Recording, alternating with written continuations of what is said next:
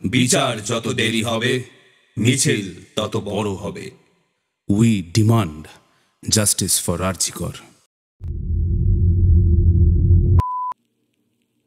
এই কাহিনী সমস্ত চরিত্র এবং ঘটনা সম্পূর্ণ কাল্পনিক।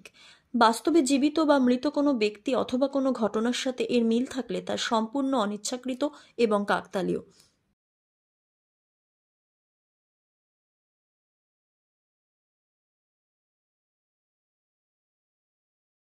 নমস্কার, আপনারা শুনছেন 221B হ্যারিসন রোড, বাংলার ভূত, বাংলার ভয়, উল্টোপাল্টা গল্প নয়। আমি সুমিতেন্দ্র, আর সাথে রয়েছে প্রত্যয়। গল্প শুরু করার আগে একটা বিশেষ ঘোষণা। 221B হ্যারিসন রোড প্রেজেন্টস ঘরে বসে লেখো প্রতিযোগিতা। আপনার গল্প আমাদের অডিও স্টোরি। গ্রাম বাংলার প্রেক্ষাপটে ভূতের গল্প 3.5 থেকে 4,000 শব্দের মধ্যে আমাদেরকে পাঠান 15ই সেপ্টেম্বরের মধ্যে, আর জিতে নিন সুযোগ নিজের গল্পের অডিও স্টোরি শোনার। ডিটেলস এই স্ক্রিনের ব্যানারে রয়েছে। আজ আপনারা শুনবেন সাগর কুমার পাঠকের লেখা রাতের রেলগাড়ি। গল্পের বিভিন্ন চরিত্রে রয়েছে আদিত্য, সাগর কুমার পাঠক, প্রত্যয় আর আমি সুমিতেন্দ্র। আজকে নিজের গল্পে নিজেই অ্যাক্টিং করছেন আমাদের লেখক সাগরবাবু। ওনাকে অসংখ্য ধন্যবাদ আমাদের পাশে এসে দাঁড়ানোর জন্য। তাহলে দেরি না করে শুরু করছি আজকের গল্প।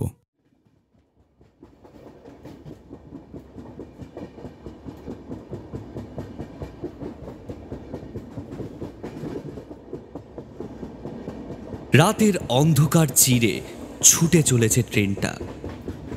রেল লাইনের ওপর ট্রেনের হেডলাইটের তীব্র আলো ঝলসে উঠেছে। জমাট বাঁধা অন্ধকারে এক ফালি আলোর পথ চিরে ইস্পাতের লাইনে চাকার ঘর্ষণের ঝমঝম ঝমঝম শব্দে রাতের নিস্তব্ধতা বিদীর্ণ করে ছুটে চলেছে যন্ত্রদানবটা। তবে ট্রেনটা যাত্রীবাহী নয়, নিছকই মালগাড়ি। গুডস ট্রেন বলা হয় এদের। সেই গাড়িতেই আজ জীবনের প্রথম গার্ডের ডিউটিটা করছে অনির্বাণ। তার কতদিনের স্বপ্ন ছিল এটা। মেকানিক্যাল ইঞ্জিনিয়ারিংয়ে ডিপ্লোমা করার পর রেলের পরীক্ষা দিয়ে ট্রেনিং পিরিয়ড শেষ করে আজই সে প্রথম ডিউটি করছে। প্রথম দিনেই তাকে এত বড় একটা গুরুদায়িত্ব দেওয়া হবে সে নিজেও ভাবেনি। হাতে ধরা ওয়াকি টকিতে কড়কড় আওয়াজ হতেই সে সতর্ক হলো। কথা বলার বোতামটা চেপে ধরে সে বলল, বলুন স্যার। কি কেমন লাগছে নতুন ডিউটি? প্রশ্ন করল সহকারী চালক দীপঙ্কর দত্ত। ভালোই লাগছে, একদম অন্যরকম অনুভূতি একটা।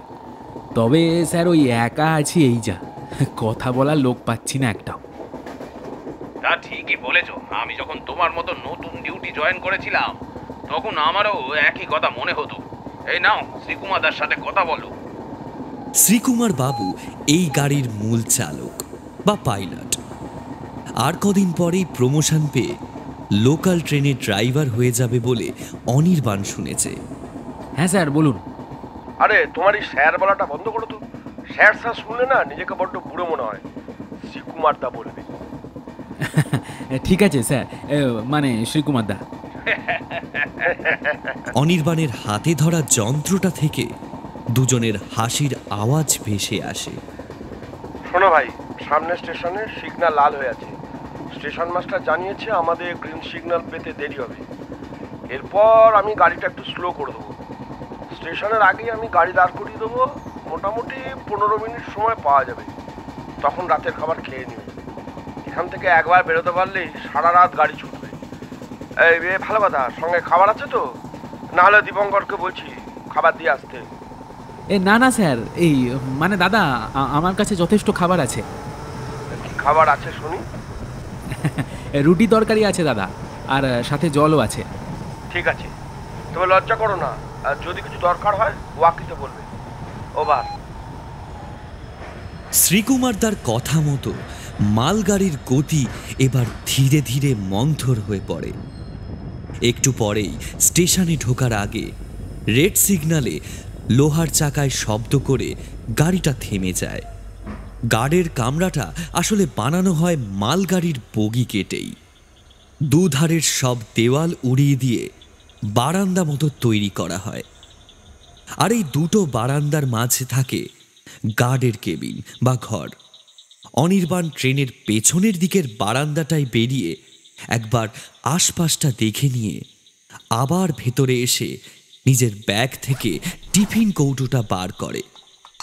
তারপর নিজের বাড়ি থেকে বহুদূর এই অজানা অচেনা জনমানবহীন প্রান্তরের মাঝে রাতের বেলা একটা লোহার ডিব্বার মধ্যে বসে বর্তমানে নিজেরই এই অদ্ভুত পরিস্থিতির কথা ভাবতে ভাবতে মায়ের হাতের তৈরি রুটি তরকারি চেবোতে থাকে। কিছুক্ষণ বাদে হঠাৎ একটা উজ্জ্বল টর্চের আলো খোলা দরজা দিয়ে গার্ডের কামরা এসে পড়ে। টিফিনটা টেবিলের ওপর রেখে দেওয়াল থেকে নিজের 4 ব্যাটারির টর্চটা ধরে বাইরে আলো ফেলে দেখে একটা লোক টর্চ হাতে একটা থলে নিয়ে এগিয়ে এসে উঠতে যাচ্ছে গার্ডের বগির বারান্দার মতো খোলা জায়গাটায়। লোকটার মুখে আলো ফেলতেই তাকে চিনতে পারে সে দীপঙ্কর দা। আরে আপনি আবার কেন এলেন দাদা? এসেছি কি সাদে শ্রীকুমারদার হুকুম, নতুন ছেলেটা ঠিক মতো খেলো কিনা দেখে আয়, তাই আসলাম। এই নাও, শ্রীকুমারদা কটা মিষ্টি পাঠিয়েছে তোমার জন্য।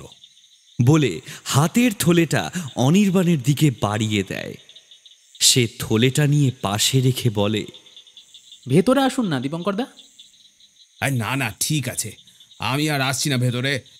ও আর একটা কথা, এই স্টেশন পার হলে একটু বাদেই একটা জঙ্গল পড়বে। জঙ্গলটা তেমন গভীর নয়, মাঝে মাঝে লোক বসতি আছে, তবে সমস্যাটা অন্য জায়গায়, বুঝলে? ও আচ্ছা, কি সমস্যা বলা যাবে? এমন কিছুই নয়, শুধু একটু চোখ কান খোলা রেখো, এই আর কি। আর ওয়াকিতে সব সময় যোগাযোগ রাখবে, বুঝলে? হ্যাঁ সে ঠিক আছে, কিন্তু মানে কিছু গন্ডগোল আছে নাকি? না না, তেমন কিছু নয়, তুমি খেয়ে নাও, আমি আসিক্ষণ।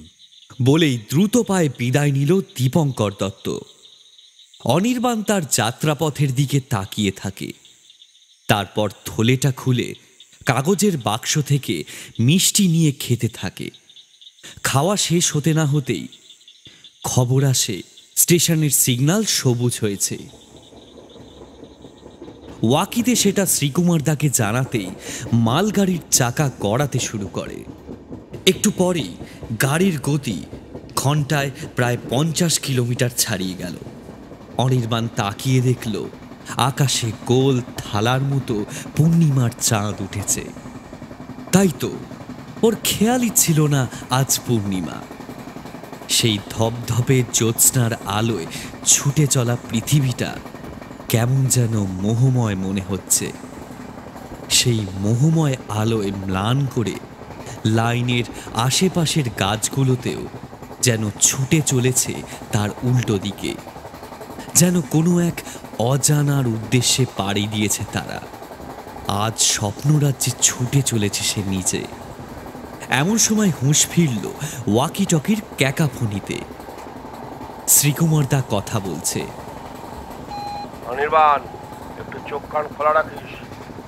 এখানে আমার গাড়ি একটু স্লো করতে হবে। সামনে একটা বড় বাঁক আছে, প্রায় 35 ডিগ্রি অ্যাঙ্গেলে গাড়ি ঘুরবে। বিশেষ করে তোর বাঁ দিকটা খেয়াল রাখিস। সেরকম কিছু দেখলেই আমাকে জানাবি। যারা রেগুলার গাড়ি নিয়ে যায় তারা জানে তুই নতুন বলে তোকে এত কথা বলছি। এই যা, তোকে তুমি না বলে তুই বলে ফেললাম, কিছু মনে করিস না। না না, ঠিক আছে ঠিক আছে, আপনি অনেক সিনিয়র, আমাকে তুই বলুন, আমার কোনো অসুবিধা নেই। ঠিক আছে, তবে খুব সাবধানে থাকবি কিন্তু। হ্যাঁ সে ঠিক আছে, আমি সাবধানেই থাকবো। বলছি, একটা কথা বলবেন দাদা? এই তখন থেকে আমায় সাবধান করছেন কেন আপনারা? মানে একটু খোলাখুলি বলুন না, ব্যাপারটা কি? এইভাবে বারবার সাবধান করছেন, আমার কিন্তু একটু টেনশন হচ্ছে। আসলে এই লাইনে একসময় খুব ডাকাতি হতো, তবে সেসব অনেকদিন বন্ধ আছে। তবু বলা তো যায় না, তাই তোকে এতবার করে সাবধান করছি। এমনি কিছু না, শুধু একটু সাবধান থাকবি। রাখছি। ঠিক আছে ঠিক আছে দাদা। মালগাড়িটার গতি আবার বেশ কমে গেল। বাইরে বেরিয়ে এসে রেলিংটা ধরে ঝুঁকে সামনের দিকে তাকিয়ে অনির্বাণ দেখল তাদের ট্রেনটা সাপের মতো বাঁক ধরে ঘুরে যাচ্ছে। মাথায় ইঞ্জিনটা দেখা যাচ্ছে এবার।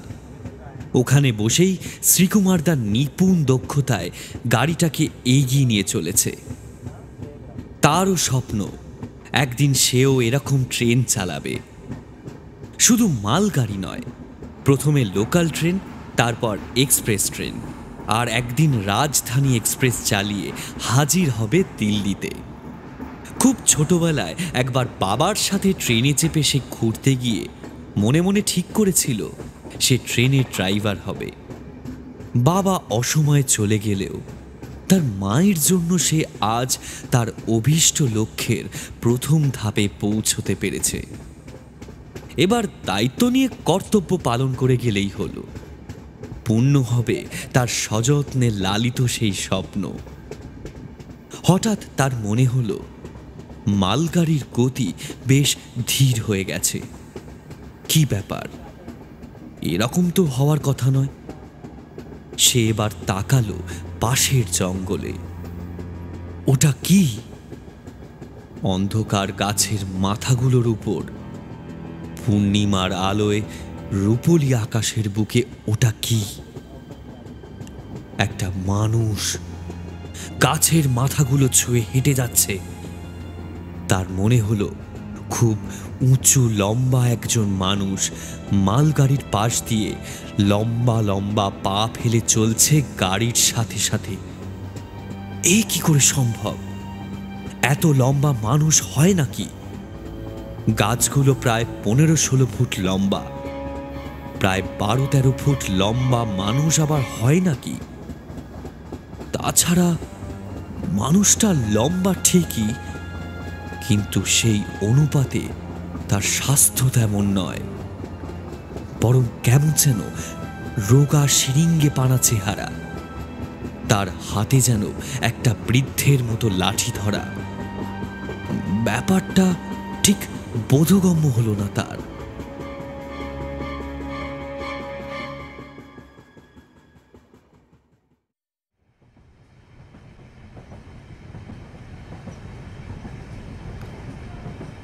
ড্রাইভারের কেবিনে শ্রীকুমার এক খিলি পান মুখে পুরে বলল, বুঝলি দীপঙ্কর, নতুন ছেলেটাকে বললাম বটে, কিন্তু আমার কেন জানি না ভরসা হচ্ছে না। এইসব নতুন ছেলেদের কোনো ভরসা নেই। তুমি খামোখা টেনশন করছো শ্রীকুমার দা, সব ঠিক হয়ে যাবে। এখন চলো তো। আরে না রে, সামনেই আমার প্রমোশন, এখন কিছু গড়বড় হলে সব ভেস্তে যাবে। আরে না না, কিচ্ছু হবে না। আসলে কি জানিস তো, সকাল থেকেই কেন জানি না আমার মনে কু ডাকছে। খালি মনে হচ্ছে কিছু একটা গড়বড় হবে আজ। ওফ, তোমার এই টেনশন আর সহ্য হচ্ছে না আমার। আরে শ্রীকুমার দা, দাঁড়াও দাঁড়াও, দাঁড় করাও। সামনে ওটা কি? তাই তো, লাইনের ওপর ওটা কি? মনে হচ্ছে লাইনের ওপর একটা বড় লাঠির ডগায় লাল কাপড় আটকে দিয়েছে কেউ। আশ্চর্য ব্যাপার। সামনে মনে হয় লাইনে কোনো গন্ডগোল হয়েছে। রিপেয়ার চলছে নাকি? নিশ্চয়ই কেউ সাবধান করার জন্য এটা আটকে রেখে গেছে। তুই না দেখলে এক্ষুনি একটা বড়সড় বিপদ ঘটে যেত। ইঞ্জিনটা থামানোর জন্য ব্যস্ত হয়ে পড়ল শ্রীকুমার বাবু। ঘটঘট খটাং করে শব্দ করে দাঁড়িয়ে পড়ল অত বড় মালগাড়িটা। নেহাত খুবই আস্তে চলছিল বলে রক্ষে, না হলে এখনই বড়সড় একটা বিপদ ঘটে যেত। দীপঙ্কর, তুই একবার লাইন ধরে সামনে এগিয়ে একটু দেখবি? ঠিক হবে শ্রীকুমার দা, যদি কেউ বদমাইশি করে এসব করে। দেখ, এছাড়া আর কোনো কিন্তু উপায় নেই। সামনের স্টেশনে একবার ফোন করে লোক ডাকো না। দাঁড়া, আগে আমরা দেখি নিজেরা কি হয়েছে, তারপর না হয় ওদের ডাকবো। তার আগে ওদের ডাকা ঠিক হবে না। ঠিক আছে, তাই করি। বলে লাফ দিয়ে নিচে নেমে পড়ল দীপঙ্কর বাবু। দাঁড়া, আমিও আসছি, তোর একা যাওয়াটা ঠিক নয়। এই বলে শ্রীকুমার বাবুও নেমে এলো ইঞ্জিনের সিঁড়ি বেয়ে। আগস্ট মাসের প্রথম দিক হলেও ভ্যাপসা একটা গরম আছে। আকাশে ছেঁড়া ছেঁড়া মেঘ ভেসে বেড়াচ্ছে। তবে 2-3 দিন বৃষ্টি হয়নি। সেই মেঘের ফাঁক দিয়ে পূর্ণিমার চাঁদের আলো এসে পড়েছে। আশেপাশে কেমন একটা আলো আঁধারির পরিবেশ। জঙ্গল থেকে ঝিঁঝি পোকার ডাকের মাঝে মাঝে হঠাৎই কোথায় যেন শেয়াল ডেকে উঠল। বুকের ভেতরটা ছ্যাঁত করে উঠল ওদের দুজনের। এমন সময় দুজনেরই চোখ পড়ল পাশের জঙ্গলের অন্ধকারের ভেতর দিয়ে একদল লম্বা লম্বা ছায়ামূর্তি মালগাড়িটার পেছন দিকে চলে যাচ্ছে। দীপঙ্কর দত্ত শ্রীকুমার বাবুর জামার হাতটা ধরে একটানে ইঞ্জিনের আরেক পাশে নিজেদের আড়াল করে ফিস ফিস করে বলল, ওরা কারা শ্রীকুমার দা? একদম চুপ, কথা বলিস না। ডাকাত। ডাকাত? এটা তো মালগাড়ি, কি লুট করবে নাকি? এরা ওয়াগন ব্রেকার। মালগাড়ি লুট করে যা পাবে তাই লুট করে নিয়ে যাবি, তারপর চোরা বাজারে যা দাম পাবে বেচে দেবে। কি করবে ঠিক করলে? এখন আমাদের চুপচাপ দেখে যাওয়া ছাড়া কোনো উপায় নেই। ওই জন্যই তো লাঠির ডগায় লাল কাপড় আটকে গাড়ি দাঁড় করিয়েছে। শুনেছি এরা খুব নৃশংস, বাধা দিলেই মানুষ খুন করে। চল চল, আমরা ওই বড় গাছটার পেছনে গিয়ে লুকোই। এখানটা বেশ অন্ধকার আছে। ঠিক আছে, তাই চলো। একটা মোটা গুড়িওয়ালা গাছের পেছনে লুকিয়ে ডাকাত দলের কর্মকাণ্ড দেখতে দেখতে দীপঙ্কর বাবু বললেন, আচ্ছা শ্রীকুমার দা, একটা কথা বলো, ওই ডাকাতগুলো এত লম্বা হলো কি করে? বুঝলি না, এরা রনপা চড়ে এসেছে। রনপা? সেইটা আবার কি জিনিস? এই রনপা জিনিসটা অনেক আগে ব্যবহার হতো। দুটো বড় বাঁশের উপরের দিকে পা রাখার মতো জায়গা করে সেখানে পা রেখে এই বাঁশগুলোর সাহায্যে অনেক দ্রুত অনেকটা দূরত্ব পার করে ফেলা যায়। প্রাচীন বাংলায় ডাকাতি, গুপ্তচরের কাজ, দৌত্য ইত্যাদির জন্য রনপা ব্যবহার করা হতো। আগেকার দিনে যখন দ্রুতগামী গাড়ি ঘোড়া ছিল না, রেলপথ ছিল না, তখন ঘোড়া ছাড়াও এটা ছিল একটা সস্তা বিকল্প। বাবা, তুমি তো দেখছি অনেক খবর রাখো। আসলে আমার মামার বাড়িতে এখনো এক জোড়া রনপা আছে। ছোটবেলায় আমার দাদুর মুখে শুনেছিলাম এই রনপার গল্প, তাই তোকে বললাম। কিন্তু আজকালকার দিনে কেউ আবার এই রনপা টনপা পরে ডাকাতি করে নাকি? সেটাই তো আমি ভাবছি, এরা রনপা নিয়ে ডাকাতি করতে এসছে। দাঁড়া দাঁড়া, একটু দেখে আসি ওরা কি করছে। ওদিকে ওই ছেলেটা তো একেবারে একা আছে। বলে একটা গাছ থেকে গাছের আড়াল ধরে ধরে ওরা লাইনের পাশ দিয়ে ট্রেনের পিছনের দিকটায় যেতে থাকে। আজকের গাড়িটা খুব বড় না হলেও 40 কামরার মালগাড়ি। ইঞ্জিন থেকে গার্ডের কেবিন অবধি যেতেই প্রায় 6-7 মিনিট বেরিয়ে যায়। শেষের দিক থেকে 4 নম্বর ওয়াগনের পাশাপাশি আসতেই ওদের চোখে পড়ে প্রায় 5-6 জন রনপা পড়া লোক লম্বা লম্বা পা ফেলে প্রায় একেবারে মালগাড়ির শেষ প্রান্তে পৌঁছে গেছে। সর্বনাশ, ওরা তো গার্ডের কামরার দিকে যাচ্ছে দীপঙ্কর। ওখানে তো অনির্বাণ রয়েছে। বেশ ভীত শোনায় শ্রীকুমার বাবুর গলা। শ্রীকুমার দা, মনে হয় ওরা আমাদের ড্রাইভারের কামরায় কোনো আলো টালো না দেখে ভেবেছে কেউ নেই, তাই গার্ডের খোঁজে গেছে। ছেলেটাকে তো সাবধান করে দেওয়ার দরকার, না হলে সমূহ বিপদ। এখন তো আর সেটা সম্ভব নয় শ্রীকুমার দা। না আবার সময় তো তাড়াহুড়োয় ওয়াকি টকিটাই ফেলে এসছি ক্যাবিনে। ইস, ছেলেটার কপালটাই খারাপ। ওই দেখ, দুজন রনপা থেকে নেমে গার্ডের কামরায় ঢুকে যাচ্ছে। আরে ওদের হাতে তো দেখছি হাসুয়া রয়েছে। হায় হায় হায় হায়, কি হবে এবার? ছেলেটা এবারে মরবে। ততক্ষণে ওরা দুজনে গাছের আড়াল দিয়ে অনেকটা এগিয়ে গেছে সেই দিকে। গার্ডের কামরাটা মাত্র 100-150 গজ দূরে। আরে আস্তে শ্রীকুমার দা, যা চিৎকার করছো, এবার তোমার জন্য আমাদের দুজনকেই মরতে হবে। দুজনেই একেবারে জঙ্গলের আর রেল লাইনের সীমানায় একটা অপেক্ষাকৃত ঘন ঝোপ বেছে নিয়ে গা ঢাকা দেয়। দুজনেই নিরুপায়। এখন কিছু করতে গেলে এই দস্যু দলের হাতে মৃত্যু অবধারিত। তবে ওদের লুকানোর জায়গাটা বেশ ভালো হয়েছে। এখানে আড়ালে থেকে সামনের খোলা রেল লাইনটা পুরো দেখা যাচ্ছে। অগত্যা খানিকটা সময় চাপা উত্তেজনায় কেটে গেল। দেখতে দেখতে দুধারের জঙ্গল থেকে পিলপিল করে বেরিয়ে আসতে লাগলো আরো দস্যু। হঠাৎ শ্রীকুমার বাবু চেঁচিয়ে উঠলেন, ওকে অনির্বাণ, অনির্বাণ তো দেখছি ওদের সাথে বেরিয়ে আসছে। কি ব্যাপার রে? তার মানে ডাকাতরা ওকে কিছু করেনি? সে কি করে হয়? ওরা তো এত সহজে কাউকে ছেড়ে দেওয়ার লোক নয়। এই ওরা তো দেখছি অনির্বাণকে নিয়ে ওয়াগনগুলোর দিকে যাচ্ছে। এই আধো অন্ধকারে ডাকাতগুলো স্রেফ কালো কালো ছায়া মূর্তির মতো ঠেকছে।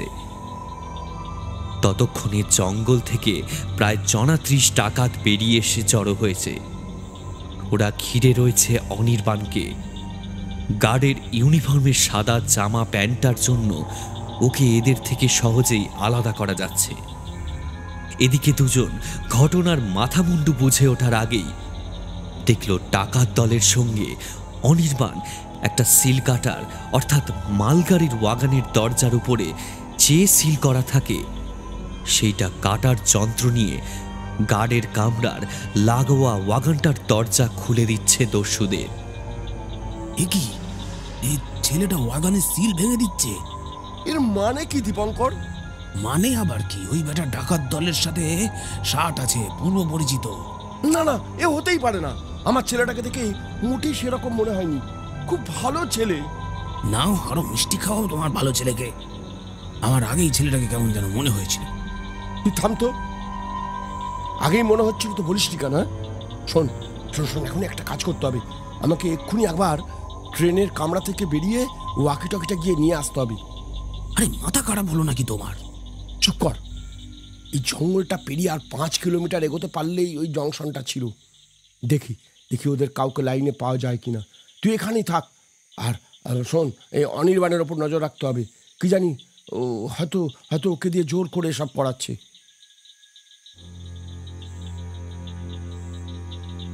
শ্রীকুমার বাবু লাইনের পাশের জঙ্গলের আড়াল দিয়ে ইঞ্জিন থেকে যখন ওয়াকি টকিটা নিয়ে ফিরে এলেন তখন প্রায় একটা কামরা খালি করা হয়ে গেছে দস্যু দলের। হাতে হাতে পরপর মালগুলোকে বগি থেকে নামিয়ে জঙ্গলের গভীরে কোথায় যেন রেখে আসছে 2-3 জন করে। যেন মনে হচ্ছে একদল পিঁপড়ে একটা বড় গুড়ের ঠেলা অল্প অল্প করে ভেঙে নিজেদের বাসায় নিয়ে যাচ্ছে। অনির্বাণকে দেখে কিন্তু মনে হচ্ছে না তাকে তার ইচ্ছার বিরুদ্ধে ওই ডাকাত দলের সাথে দাঁড় করিয়ে রাখা হয়েছে। না তার হাত বাঁধা, না তার কোমরে দড়ি পরানো। একা একা দাঁড়িয়ে দাঁড়িয়ে অনেকক্ষণ ধরেই জিনিসটা লক্ষ্য করছিল দীপঙ্কর বাবু। সুকুমার বাবু ফিরে আসতেই বললেন, দেখছো তো শ্রীকুমার দা, আমি আগেই বলেছিলাম ওকে ওরা আটকে রাখিনি, কিন্তু ওর সাথে এদের শার্ট আছে। পুরো ব্যাপারটাই পূর্ব পরিকল্পিত। কপালটাই পোড়া। ইয়ার করা যাবে। দাঁড়া দেখি একবার জংশনকে লাইনে নেওয়া যায় কিনা। কিন্তু সত্যি আজ বোধহয় শ্রীকুমার বাবুর কপালটা পোড়া। এই নব ঘুরিয়ে ওই বোতাম টিপে শেষে কয়েকবার বিরক্তিতে থাবড়া মেরেও ওয়াকি টকিটাতে কোনো সিগন্যাল ধরল না। অসহায়ের মতো ওরা দুজনে দেখতে লাগলো রাতের অন্ধকারে গা মিশিয়ে প্রায় নিস্তব্ধতায় একদল দুষ্কৃতী কি এক অদ্ভুত কৌশলে একটা গোটা ট্রেন লুট করছে।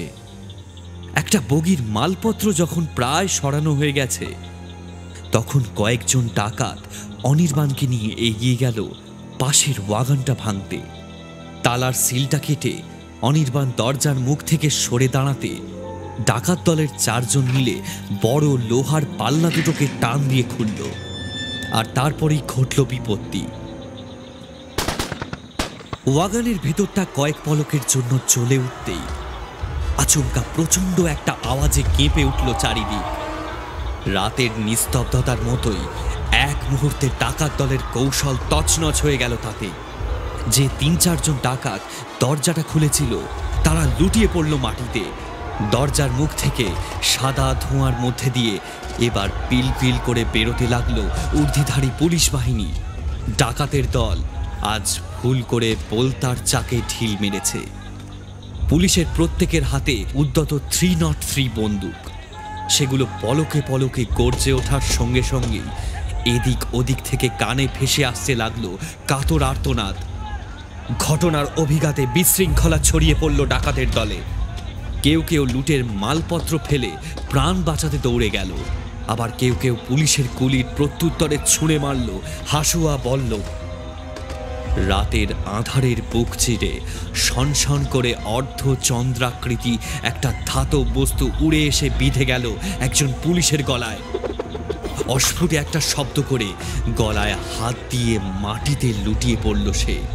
শ্রীকুমার আর দীপঙ্কর বাবু প্রাণ ভয় বোধহয় হাত দিয়ে গুলি আটকানোর অভিপ্রায় নিজেদের মাথাগুলো ঢেকে ঝোপঝাড়ের আড়ালে আরও কুঁকড়ে গিয়েছে। 2 দলের অস্ত্রযুদ্ধের মাঝে তারা একেবারে দিকবন্দী। তবে দেখতে দেখতে শৃঙ্খলাবদ্ধ পুলিশ বাহিনীর প্রাথমিক আক্রমণে ডাকাতের দল পিছু হটে জঙ্গলের দিকে অদৃশ্য হয়ে গেল। হঠাৎ এত হইহট্টগোলের মাঝে একটা বজ্র কঠিন হুঙ্কার শোনা গেল। শ্রীকুমার আর দীপঙ্কর বাবু ভয় ভয় দেখল গোটা পুলিশ বাহিনী এবার কটমট করে রেল লাইন ছেড়ে তাদেরই দিকে এগিয়ে আসছে। এরা কি এবার তাহলে তাদেরও ডাকাত ভেবে গুলি চালিয়ে দেবে? দুজনেই ভয় একেবারে চোখ বুজে রাম নাম জপতে লাগলো, কিন্তু তাদের মুখ ফুটে একটাও শব্দ বের হলো না। তবে উপরওয়ালাকে কি আর সাধে অন্তর্যামী বলে? এক সারি ভারী বুটের আওয়াজ গটগট করতে করতে ওদের একেবারে কান ঘেঁষে বেরিয়ে গেল। জঙ্গলের গভীর অন্ধকার থেকে ভেসে আসতে লাগলো গোলাগুলির শব্দ আর আর্তনাদ মেশানো একটা বিশ্রী কোলাহল। দুজন মিলে সব চিন্তা ভাবনা ছেড়ে কতক্ষণ যে ওইভাবে নিজেদের প্রাণ হাতে নিয়ে বসে রইল তার হিসেব নেই। গোলাগুলির আওয়াজ আস্তে আস্তে কমে আসতেই ওরা যখন পিটপিট করে চোখ মেলে তাকালো, তখন পূবের আকাশে একটা হালকা লালচে আভা ধরেছে।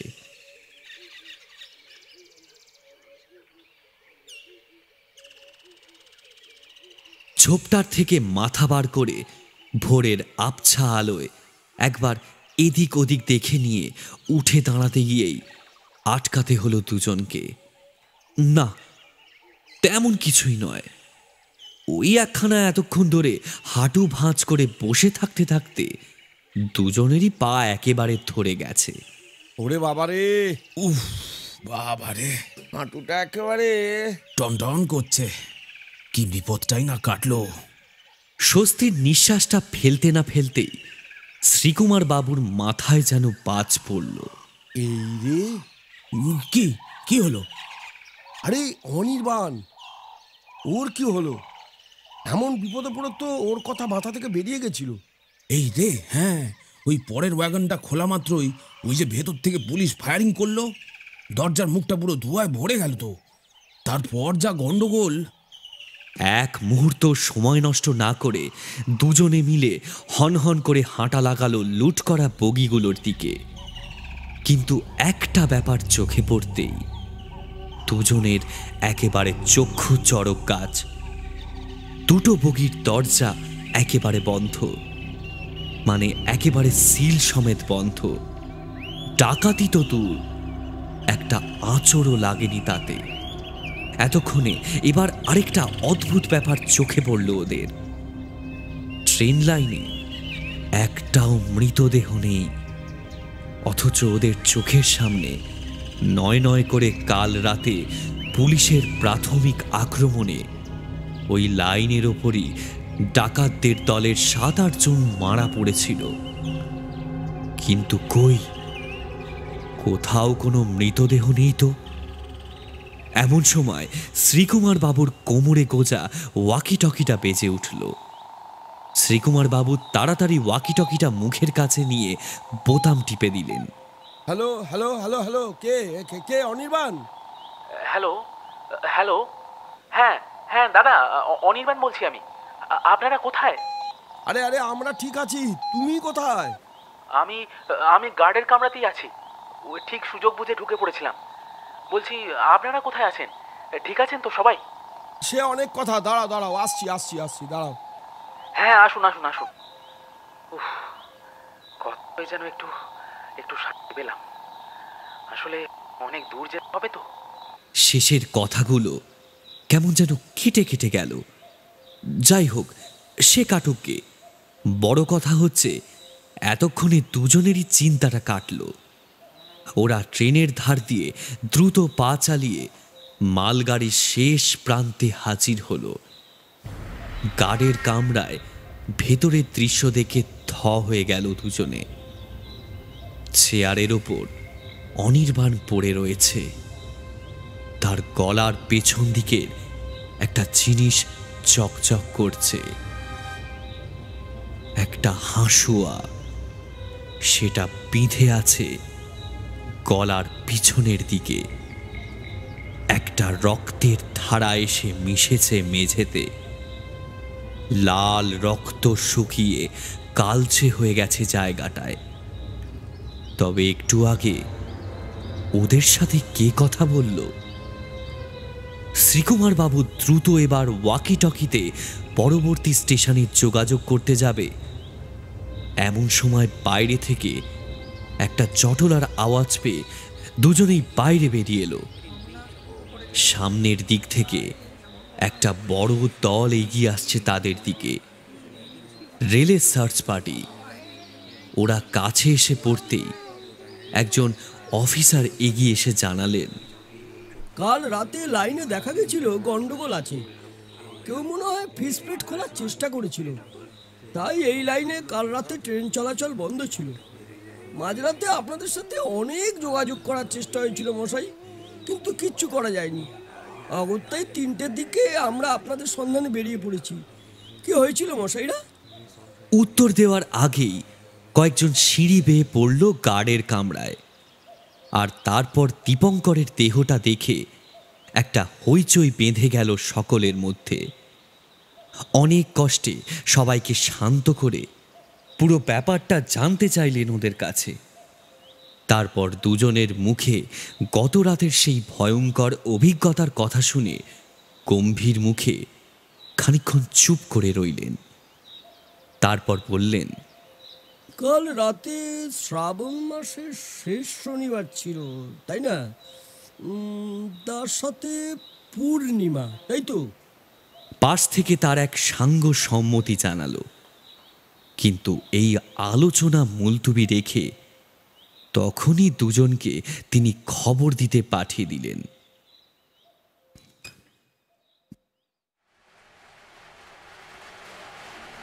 এরপর সারা দিনটা যেন ঝড়ের মতো বয়ে গেল।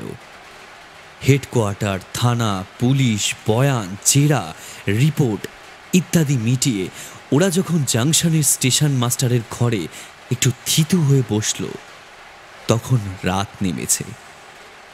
অনির্বাণের বডিটা হাওড়ার দিকে একটা ট্রেনে করে পাঠিয়ে দেওয়া হয়েছে। ওদের মালগাড়িটাকে অন্য ড্রাইভার দিয়ে পাঠিয়ে দেওয়া হয়েছে তার গন্তব্যে। ও এখানে বলে রাখা ভালো, গাড়ির একটা ওয়াগানও তছরূপ হয়নি। দরজাগুলোতে একটা আঁচড়ও পড়েনি। গাড়ি ছাড়ার সময় যেমনটা ছিল তেমনটাই রয়েছে, একেবারে সিল সমেত। বাইরে তখন বৃষ্টি পড়ছে। স্টেশন মাস্টারের ঘরে শ্রীকুমার আর দীপঙ্কর বাবুর সাথে বিষণ্ণ ও ক্লান্ত মুখে বসে রয়েছে অফিসার অমিয়বাবু আর বৃদ্ধ স্টেশন মাস্টার। কুকের এনে দেওয়া গরম চায়ে একটু চুমুক দিয়ে অমিয়বাবু বললেন, আপনার অবস্থাটা বুঝতে পারছি শ্রীকুমার বাবু, কিন্তু আপনার তো কিছু করার ছিল না। একটা লম্বা নিঃশ্বাস ফেলে ক্লান্ত কণ্ঠে শ্রীকুমার বাবু বললেন, ছেলেটা তো আমার আন্ডারে ডিউটি করতে গিয়ে মরল। দেখুন, খাতায় কলমে দায়ভার নিতে না হলেও বিবেকের দায়ভার কি করে এড়াই বলুন? সবই বুঝতে পারছি, তবে নিজেকে এইভাবে বিচলিত করবেন না। এ ঘটনা আপনাদের সাথে প্রথমবার নয়, বহু যুগ আগের এক রাতের পুনরাবৃত্তি মাত্র। হ্যাঁ, সে কথা আমিও কিছুটা ভাষা শুনেছি, তবে কিছুতেই পুরো ব্যাপারটা মনে পড়ছে না। মানে?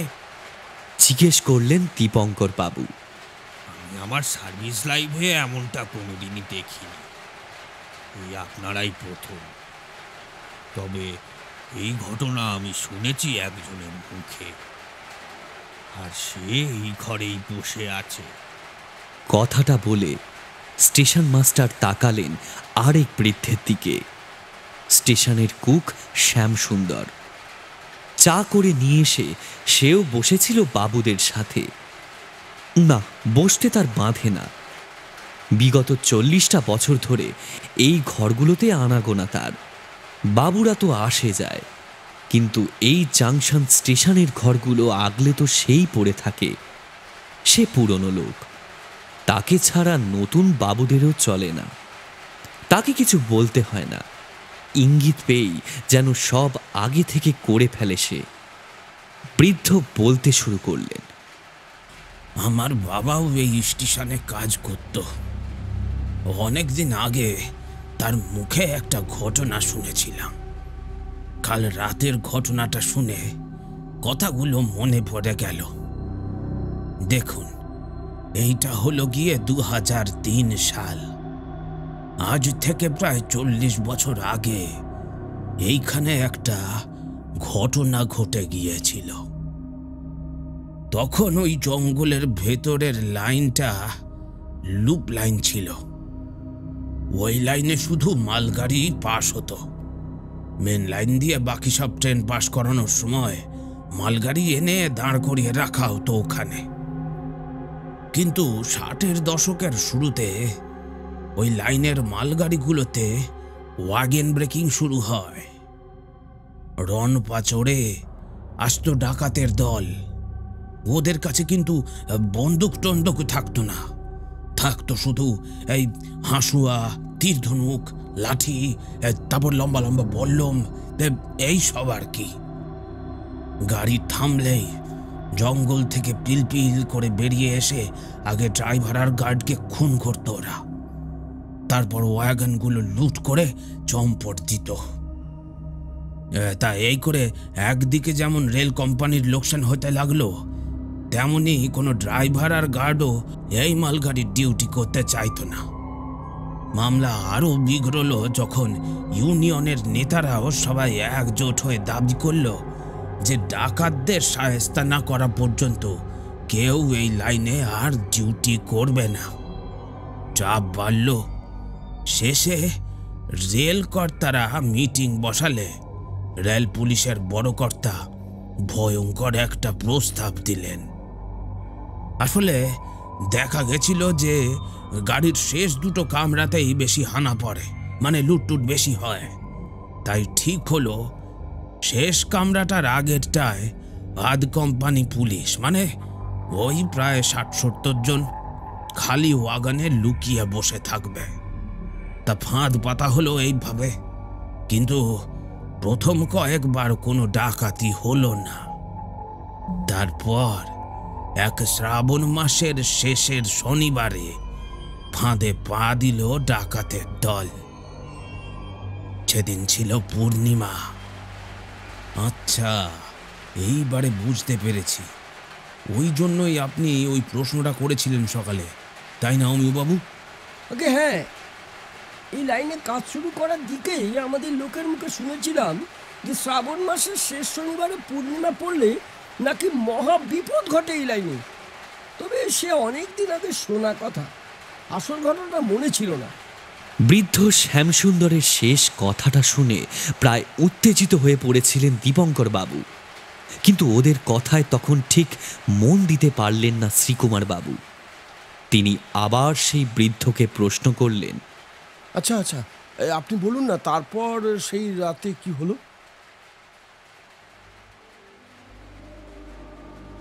জঙ্গলের মাঝে সিগন্যাল ফেলে ট্রেন দাঁড় করিয়ে আবার শুরু হলো অপেক্ষা। আকাশে তখন পূর্ণিমার গোল চাঁদ উঠেছে।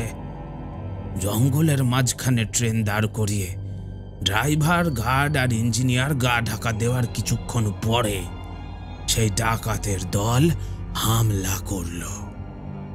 আর মালগাড়ির বগির দরজা খুলতেই ব্যাস, পুলিশের গুলিতে কচু কাটার মতো পড়তে লাগলো একটার পর একটা ডাকাত। কিন্তু কয়েকজন মারা পড়লেও বাকিরা সঙ্গে সঙ্গে জঙ্গলে লুকিয়ে পড়ল।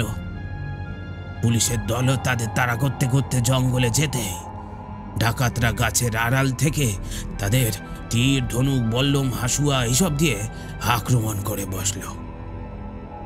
পরের দিন ভোরবেলা দেখা গেল ডাকাত দলের প্রায় 50 মারা গিয়েছে।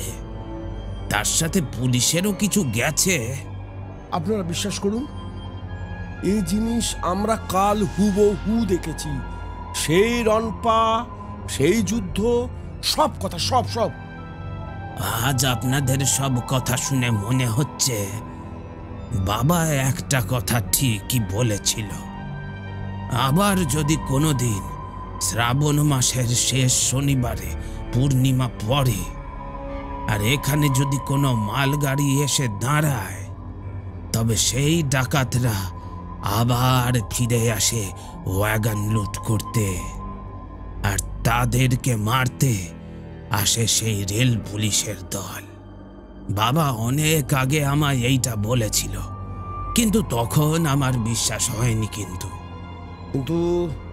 আপনাদের একটা কথা বললে আপনারা হয়তো বিশ্বাস করবেন না। মুখটা তুলে বলে উঠলেন শ্রীকুমার বাবু। সবাই উৎসুক মুখে তাকালেন তার দিকে। উনিও এবার সবার মুখের দিকে একবার ভালো করে তাকিয়ে নিয়ে বললেন, অনির্বাণ ছেলেটা মরার পরেও আমাদের খোঁজ নিয়ে তবেই এই পৃথিবী ছেড়েছে। সকলে অবাক।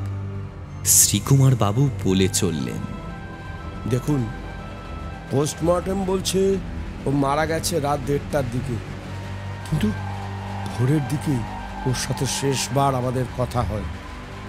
ওয়াকি টকিতে ওর ছেঁড়া ছেঁড়া কথাগুলো শুনতে পেয়েছিলাম।